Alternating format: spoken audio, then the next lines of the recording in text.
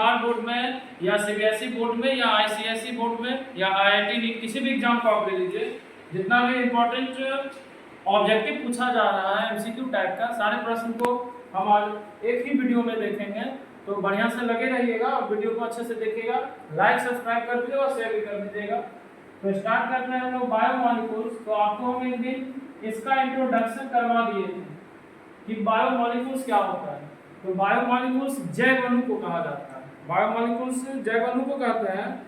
जैव अणु का अर्थ क्या होता है कि वैसे अणु जो जैविक क्रियाओं को पूरा करें। जैव अणु यानी वैसे अणु जो जैविक क्रियाओं को पूरा करें, उसे बायोमॉलिक्यूल्स हम लोग कहेंगे। बायोमॉलिक्यूल्स के प्रकार कौन कौन थे, तो आप लोग को हम बता दिए थे कि सबसे फर्स्ट में आता है कार्बोहाइड्रेट्स, बायोमॉलिक्यूल्स का प्रकार है। फिर दूसरा आता है प्रोटीन, तीसरा आता है वसा और 4 नंबर आता है न्यूक्लिक अम्ल। तो आप कह सकते हैं इस बात को कि जो हमारा बायोमॉलिक्यूल्स बना है वो बायोमॉलिक्यूल्स या हम लोगों का जो लिविंग बॉडी जो पूरा सिस्टम काम करता है, वो सिस्टम किस पे काम करता है, तो इन्हीं चारों पर करता है। कार्बोहाइड्रेट पे, प्रोटीन पे, वसा पे और न्यूक्लिक अम्ल पे काम करता है।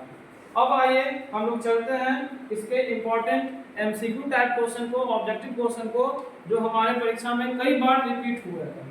तो शुरुआत करेंगे, तो आप लोग लिख लीजिए इम्पोर्टेंट ऑब्जेक्टिव ऑफ बायोमॉलिक्यूल्स। तो तैयारी करते हैं और शुरुआत करते हैं। हम आपको आज बहुत सारे क्वेश्चंस को करवाएंगे, जिसमें से देखिए पहला हमारा क्वेश्चन है ग्लूकोज का सूत्र क्या होता है।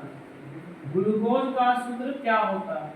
अब देखिए एग्जाम में इससे रिलेटेड और भी कितने क्वेश्चंस आते हैं, तो हम आपको एक से रिलेटेड सारे क्वेश्चंस करवा देंगे। तो ग्लूकोज का सूत्र क्या होता है, C6H12O6। ये ग्लूकोज हो गया। अब ग्लूकोज को कहा क्या जाता है, तो याद रखें, ध्यान से देखेंगे ऑब्जेक्टिव को। तो ग्लूकोज को कहा जाता है मोनोसैकेराइड। ग्लूकोज क्या कहलाता है, मोनोसैकेराइड। आपको ग्लूकोज की बात करें तो ग्लूकोज में एल्डिहाइड की उपस्थिति होती है। किसकी उपस्थिति होती है, एल्डिहाइड। और एल्डिहाइड का फंक्शनल ग्रुप क्या होता है, CHO। तो एल्डिहाइड होने के कारण इसको अपचायी शर्करा कहा जाता है। एल्डिहाइड होने के कारण इसको क्या कहा जाता है, अपचायी शर्करा। तो ग्लूकोज से रिलेटेड आपसे प्रश्न एग्जाम में आएंगे। तो ग्लूकोज का सूत्र क्या होता है, C6H12O6। ग्लूकोज किसका उदाहरण है, मोनोसैकेराइड का उदाहरण है। ग्लूकोज को किस प्रकार का शर्करा कहा जाता है, तो ग्लूकोज को अपचायी शर्करा कहा जाता है। सेकंड नंबर क्वेश्चन पे आते हैं हम लोग। इसी से संबंधित आपसे पूछ दिया जाएगा कि सुक्रोज का सूत्र क्या होता है। सुक्रोज का सूत्र क्या होता है, इसके बारे में भी हम लोग डिटेल से समझेंगे कि सुक्रोज का फॉर्मूला क्या होता है, C12H22O11। आप याद रखिएगा कि सुक्रोज को ही चीनी कहा जाता है। क्या कहा जाता है, चीनी। और ये जो होते हैं डाइसैकेराइड होते हैं। क्या होते हैं, डाइसैकेराइड। याद रखिएगा कि सुक्रोज डाइसैकेराइड के अंदर आता है और सुक्रोज को अनपचायी शर्करा कहते हैं। ठीक है, ये चीज को आप बढ़िया से नोट कर लीजिएगा कि सुक्रोज किसका उदाहरण होता है, अनपचायी शर्करा का। ग्लूकोज किसका उदाहरण होता है, अपचायी शर्करा का। अब इससे संबंधित हम लोग अगले प्रश्न की ओर चलते हैं। आप लोग लगे रहिएगा और देखते रहिएगा इस क्वेश्चंस को, इस सेट को।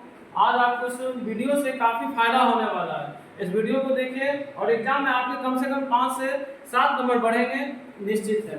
तो चलिए अगला क्वेश्चन देखिए, कार्बोहाइड्रेट का सामान्य सूत्र क्या होता है।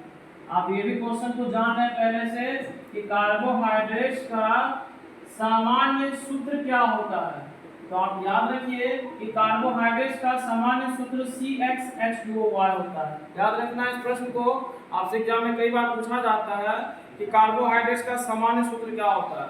तो कार्बोहाइड्रेट्स का सामान्य सूत्र CxH2O होता है, जहां पर जरूरी नहीं है कि x y के बराबर हो।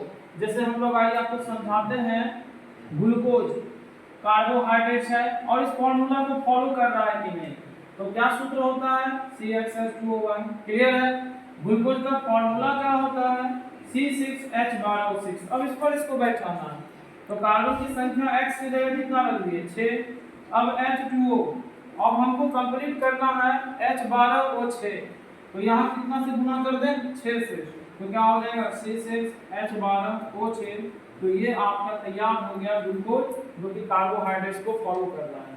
अब आते हैं हम लोग कुछ और चुनिंदा प्रश्नों को लेते हैं, जो प्रश्न आपके लिए काफी महत्वपूर्ण होंगे। ठीक है, 4 नंबर प्रश्न पे आते हैं हम लोग। अगले प्रश्न को देखेंगे, कुछ इसी टाइप के अच्छे अच्छे प्रश्न को आज हम लेकर आए हैं। चलिए, एमिनो एसिड, नाम सुने होंगे कि एमिनो अम्ल क्या होता है, तो आज जान लीजिए। एमिनो अम्ल परीक्षा में पूछेगा क्या होता है या इससे रिलेटेड ऑब्जेक्टिव आपसे आएगा। तो याद रखिएगा कि प्रोटीन का जो निर्माण होता है वो किससे होता है, एमिनो अम्ल से। आप बढ़िया से समझ लीजिए, प्रोटीन का निर्माण किससे होता है, एमिनो अम्ल से। किसी भी प्रोटीन को बनाया जाता है एमिनो एसिड से। इससे एग्जाम में आपसे 2 या 4 मार्क्स का क्वेश्चन कंटिन्यू आता है।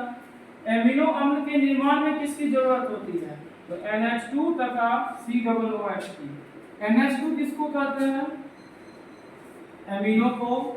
कितना मिनट हो, कितना मिनट, 6:15। हाँ 6:15।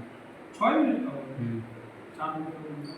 तो एमिनो अम्ल में क्या होता है, किसकी उपस्थिति होनी चाहिए, एमीन की और कार्बोक्सिलिक अम्ल की।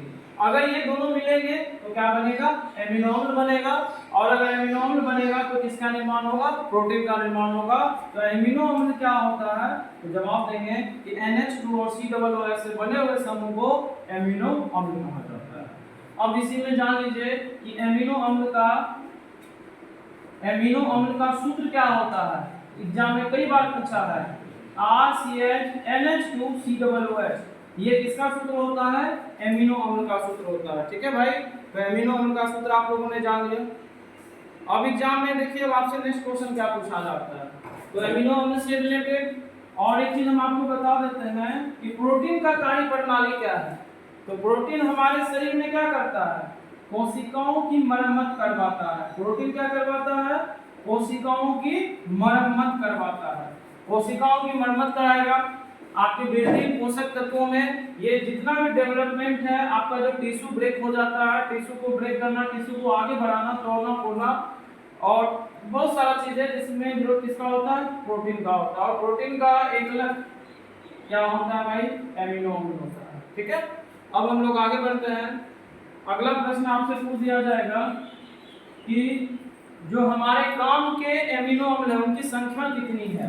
ठीक है, पूछ देगा कि एमिनो अम्ल की संख्या कितनी है, एमिनो अम्ल की संख्या कितनी है। तो याद रखिएगा एमिनो अम्ल की संख्या 20 है, जिसमें 10 आवश्यक एमिनो अम्ल हैं। 10 कैसे एमिनो अम्ल हैं, आवश्यक एमिनो अम्ल है, और 10 जो आपका अगला है वो आपका अनावश्यक एमिनो अम्ल है। 10 आपका क्या है, अनावश्यक। आवश्यक एमिनो अम्ल का मतलब जो हमारे शरीर के लिए जरूरी है, जिसे भोजन के रूप में बाहर से लिया जाता है, ये भी शरीर के लिए जरूरी है, लेकिन ये हमारे शरीर में खुद निर्माण हो जाते हैं। तो एमिनो अम्ल में हो गया 10 आवश्यक और 10 अनावश्यक एमिनो अम्ल हो गए। अब हम लोग आगे की ओर बढ़ते हैं, कुछ आगे पड़ाव को हम लोग देखेंगे कि अब आगे किस प्रकार के क्वेश्चन को पूछा जाता है। एक क्वेश्चन बहुत ज्यादा पूछा जाता है कि अंडे को उबालने पर उसमें उपस्थित जल कहाँ चला जाता है। आप इसका जवाब हमको कमेंट बॉक्स में दीजिएगा कि अंडे को उबालने पर उसमें उपस्थित जल कहाँ चला जाता है और ये किसका उदाहरण है। ये आपके लिए प्रश्न छोड़ देते हैं, नेक्स्ट प्रश्न पे हम लोग आते हैं। ठीक, तो बहुत सारे प्रश्न हो गए, कुछ प्रश्न को और हम लोग देख लेते हैं, जरूरी है। जैसे एंजाइम, एग्जाम में एंजाइम से संबंधित प्रश्न भी आते हैं। आपसे पूछ दिया जाएगा कि एंजाइम्स क्या होता है। तो एंजाइम्स जान लीजिए, पहली तो बात जान लीजिए, एंजाइम्स जैव उत्प्रेरक हैं। एंजाइम्स क्या है, जैव उत्प्रेरक। इसको कहा जाता है मेरे भाई बायोकैटलिस्ट। क्या कहा जाता है, बायोकैटलिस्ट। इसका काम क्या होता है, जैविक क्रियाओं को बढ़ाना, जैविक पाचन क्रियाओं को बढ़ाना, जैविक पाचन क्रियाओं को बढ़ाना, जैविक पाचन क्रियाओं को बढ़ाना। उदाहरण अगर पूछ दिया जाए एंजाइम का, तो एज लगा होता है लास्ट में। क्या लगा होता है, एज। जिसके लास्ट में एज लगा हो उसी को क्या कहा जाता है, एंजाइम। जैसे मान लीजिए आपसे पूछ दे लास्ट में एज लगा होने वाला, जैसे मार्टेज लास्ट में एज लगा हुआ, फ्रक्टेज लास्ट में एज लगा हुआ है। ठीक, ये सब जितने भी हैं ये सब एंजाइम के उदाहरण हैं। एंजाइम का मतलब होता है कि लास्ट में जिसके एज लगा हो उसे एंजाइम कहा जाता है। तो ये काफी जरूरी चीज है जो हमारे शरीर की पाचन क्रियाओं में बढ़ावा करते हैं। तो नेक्स्ट वीडियो में हम लोग फिर देखेंगे, लॉन्ग वीडियो में। अभी के लिए बाय।